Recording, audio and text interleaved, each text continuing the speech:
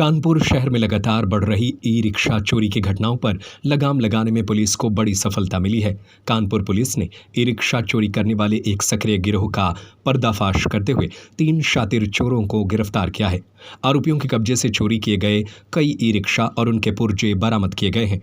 Police के अनुसार गिरफ्तार किए गए आरोपियों की पहचान राजेश यादव, अमित उर्फ गोलू और सलीम उर्फ नन्हे के रूप में हुई है। ये सभी कानपुर नगर के विभिन्न इलाकों में सक्रिय थे और रात के समय सुनसान क्षेत्रों से ई रिक्शा चोरी कर उन्हें कबाड़ी बाजार में बेच देते थे। एसपी पश्चिमी ने बताया कि हाल ही में गोविंदनगर, नौबस्ता और बर्रा थाने में ई रिक्शा चोरी के कई मुकदमे दर्ज हुए थे। इसी सिलसिले में पुलिस ने मुखबिर की सूचना पर जाल बिछाकर तीनों को पकड़ा। पूछताछ में आरोपियों ने दर्जनों चोरी की वारदात को कबूल किया। पुलिस का कहना है कि गिरोह के अन्य सदस्यों की तलाश जारी है। बरामद किए गए रिक्शा और पार्ट्स की पहचान के लिए संबंधित थानों से संपर्क किया जा रहा है। स्थानीय लोगों ने पुलिस की इस कार्रवाई की सराहना की और आम जनता का कहना है कि इन चोरों के पकड़े जाने से क्षेत्र में राहत मिली है। कई थानों में दर्ज मुकदमों और आरोपियों की पेशेवर गतिविधियों को देखते हुए पुलिस जल्द ही इन्हें गैंगस्टर एक्ट में निरुद्ध करने की तैयारी कर रही है। देखिए, जो ये पकड़े गए हैं इसमें 3 एक्यूज हैं और बड़े साथी हैं, मुकदमे भी उनके लगा है। ये पिछले हम लोग 10 दिन से यहाँ पे शिकायतें मिल रही थी कि जहर पुरानी के माध्यम से जो महिला चालक हैं और जो पुरुष चालक हैं उनके ई रिक्शा को ये लोग उठाते थे और उसकी बैटरी निकाल करके रिक्शे को कहीं पे ड्रॉप कर देते थे और बैटरी उसकी सेल कर देते थे। तो पहले भी हम लोगों ने कार्रवाई की थी और पिछले 10-12 दिनों में जितने इस तरीके की घटनाएं हुई उसको हमने रजिस्टर्ड करवाया, मुकदमे लिखवाया और फिर हमारे इंस्पेक्टर स्वरूप नगर ने पूरी टीम लगा कर इसकी घेराबंदी की। तो 3 एक्यूज पकड़े गए हैं जो साथी रहे और जिन्होंने यहाँ पे बेचा है सामान वो भी ऑलरेडी एक्यूज है, उन पर भी हमारी टीम लगी हुई है।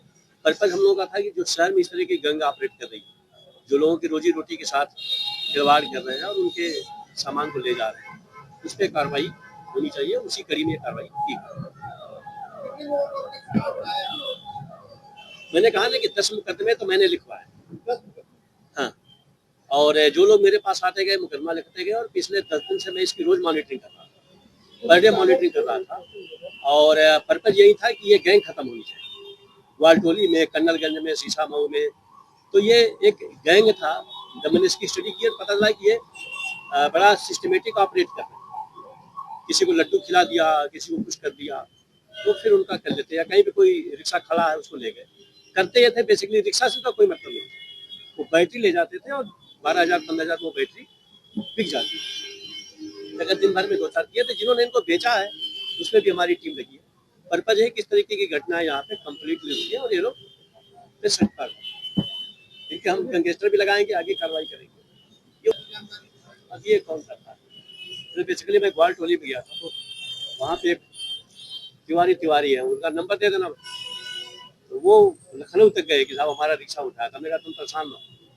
हमने कहा जितने मुकदमे हैं, तो 10 दिन से घेराबंदी करके जितने थे हमने लिखवाए। सबकी 2 बार मैंने इसमें मीटिंग की, ऑफिस में ये लोग भी आए थे।